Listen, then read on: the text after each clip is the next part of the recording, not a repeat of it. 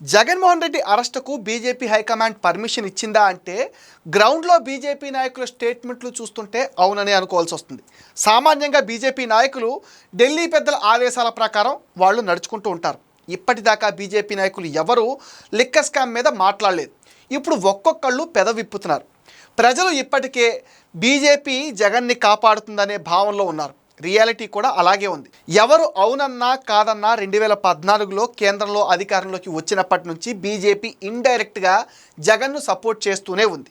ఈ 11 సంవత్సరాల్లో జగన్ రెడ్డి అవినీతి కేసుల మీద చర్యలు ఎప్పుడూ తీసుకోలేదు. అందుకనే 12 సంవత్సరాల నుంచి జగన్ ఇంకా బెయిల్ మీదే బయటున్నాడు.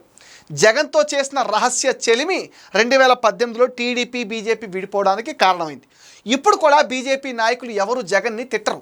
కానీ గత వారం రోజులుగా రాష్ట్ర బీజేపీ నాయకుల స్వరంలో మార్పు అయితే కనిపిస్తుంది.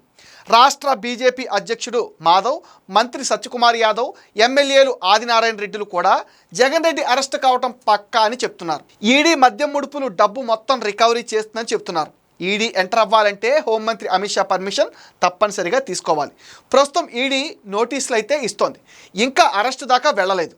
మోదీ అమిత్ షాల మనసులో ఏముందో ఎవ్వరికీ తెలియదు. కానీ వీళ్ళైతే స్టేట్మెంట్లు ఇచ్చేస్తున్నారు. ఏది ఏమైనా ఈ నెలలోనే జగన్ అరెస్ట్ కాబోతున్నాడు అనేది అందరూ చెప్పే మాట. చూడాలి మరి ఏం జరుగుతుందో.